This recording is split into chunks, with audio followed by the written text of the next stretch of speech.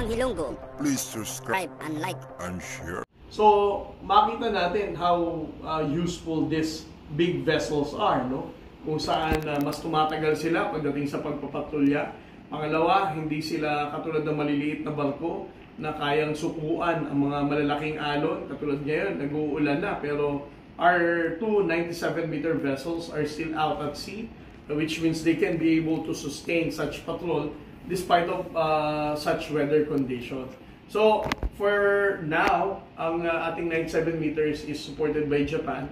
And then for the European Union, like the Germany, they have given us drones that we are using now for us to improve our MDA capability. Ang mga drones na to ay kasama sa ginagamit natin para may document natin ang Chinese Maritime Militia, the presence of the Chinese Coast Guard, and even support ang ating capability to know ang deployment ng Chinese sa Bajo de Masinloc or any other parts of the West Philippine Sea. For the Australian government, alam niyo naman, ang mga naunang barko ng Coast Guard right after we were transferred in 1998, ito yung tinatawag nating SARV vessel, Search and Rescue Vessel, 56 meters and the 35-meter vessel. Bali, walo to, no? These are all made in Australia. And the Australian government now has expressed their commitment in supporting the Philippine Coast Guard in once again, developing the capability nitong mga SAR vessel na to. Dahil alam naman natin may edad na sila. So they want to upgrade the capability nitong mga barko na to para magamit pa rin natin. So these are the other projects that we have right now. And of course, alam naman natin, the US government is also supporting the education of our personnel, whether these are short courses, educational degrees. Nagpapadala tayo sa Estados Unidos, sa Japan, sa Australia, and other countries. So, as far as the Coast Guard is concerned, more countries are reaching out for them to support our capability. Alam mo, sa totoo lang, when we talk to Coach Rio, yung organizer ng Takbo para sa West Philippine Sea, he also mentioned na majority ng mga tumakbo nung nakaraan sa Mall of Asia for the Takbo para sa West Philippine Sea, they're not actually yung usual runners, na talagang they want to join because they just want to run. Ang sabi niya, more than half of those runners in the Takbo para sa West Philippine Sea joined the run because they believe on the advocacy on creating awareness sa West Philippine Sea. Para sa akin, this is a positive sign on the part of the National Task Force na ang effort natin in reaching out sa ating mga kababayang Pilipino para maimulat nila ang kanilang kamalayan sa West Philippine Sea, maintindihan nila ang kanilang ipinaglalaban, ay ito na yung mismong way of ordinary Filipinos to show their support. That's why they joined the Takbo para sa West Philippine Sea. So to answer your question, bakit mas madali? Huwag na sa Maisog Rally. I mean, for any other runs, for example, na inorganize ni Coach Rio, naniniwala siya na ang takbo para sa West Philippine Sea, ang sukatan natin para masabi natin, ang mga Pilipino, meron na talagang pakialam pagdating sa usaping West Philippine Sea. Na ang mga Pilipino gusto na talagang makapag-contribute even by just simpler running, just to show their support and unity, bilang isang Pilipino para tindigan natin ang West Philippine Sea. Sir, follow-up question lang po about sa mga trolls.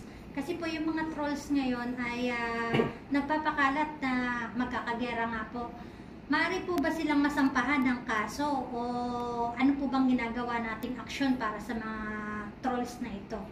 Well, alam mo ma'am, ako naniniwala ako sa freedom of expression.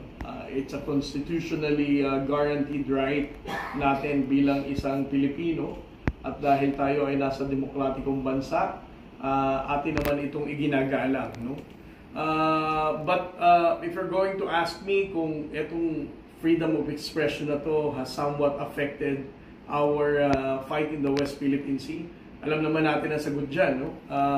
It is unfortunate na may mga Pilipino pa rin. Alam mo, sa totoo lang, nalulungkot ako kapag nakita ko yung post ng isang troll, tapos may ordinaryong Pilipino na alam mo namang hindi troll, tapos nag-share. Ibig sabihin, na-victimize lang siya ng troll. No? Kaya nga sabi ko as a Filipino, kung hindi mo talaga kayang tumakbo para sa West Philippine Sea, at least komentan mo na lang yung mga fake news. No? For us to save another Filipino na mapapaniwala ng mga trolls na to kung ano sinasabi nila sa West Philippine Sea. Now, going back to your question, maaari ba silang sampahan ng kaso? This has already been responded by ADG Malaya as the spokesperson of NTFWPS. Now, we respect their rights and hopefully, no, ang mga kapwa natin Pilipino na nakakakilala sa mga trolls na to will still be able to influence them, no, to stop such spread of misinformation dahil nakakasira ito sa laban natin sa West Philippine Sea. It creates a division among the Filipino people and it sways them, no? Instead of embracing the factual narrative na inilalabas natin, may mga Pilipinong nasisway. So, again, I'm just knocking on their patriotic heart. No? Kung alam talaga nilang may tama ang ipinaglalaban nila, sabi ko nga, at least they can gather the youth or they can talk to their immediate relatives for them to really reason with these people at masabi nila kung tama ba or may tama na sila. Sir, may follow-up question na ako dun sa mga nagpapakalat. Kasi sa mga sinasabi ngayon sir sa anti-government, wala na raw yung freedom of expression kasi sa government ngayon ni Bongbong Marcos, lahat po daw nung kumukontra o nagbibigay ng komento sa administrasyon ay binabalikan, so ginigipit. Gaano po ba katotoo yun sir, o hindi naman lahat ng taong nagbibigay ng komento about sa government ay ginigipit ni President Bongbong Marcos? Alam mo, sa totoo lang, ang mga nanggigipit lang dito, mga trolls, alam mo, di ba? Napakabait ni President Bongbong Marcos. Siguro kung si President Bongbong Marcos ang presidente ng nakarang administrasyon, baka naman talagang mas matindi na ang nangyari, di ba? But under President Marcos, he has allowed those people to, speak out their belief regarding West Philippine Sea, to blatantly disrespect him as a sitting president. Hinahayaan niya lang pagdating sa social media.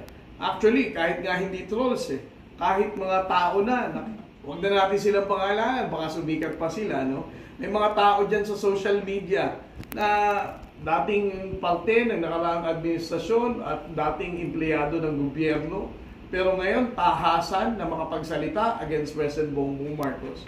Pero hinahayaan lang sila. I don't believe na under this administration ay nasupil ang freedom of expression. Again, as long as they can tweet whatever they want, as long as they can post whatever they want in the social media, whether in Facebook or whatever, na kinukondine nila kahit wala na sa tama ang sinasabi nila sa against the president or against our fight in the West Philippine Sea. Tayong lahat, we enjoy the freedom of expression being social media bloggers. Hindi pa kayo nadiktahan ng administrasyon na ito, ng ating pamahalaan, na ipagbawal nyo ang ginagawa nyong salita, di ba? In short, may kilala na ba kayo na vloggers na kontrapelo sa ginagawa natin, pero nasabihan na huwag nang ituloy yung mga nilalabas nila? Wala pa, di ba? Not a single one blogger na going against our efforts in the West Philippine Sea and even criticizing President Bongbong Marcos, kahit personalan na, pero hindi sila binalikan ng administrasyon na to. Napakabait ni President Bongbong Marcos, and again, our government right now really respect the freedom of expression as a constitutionally guaranteed right natin bilang isang Pilipino.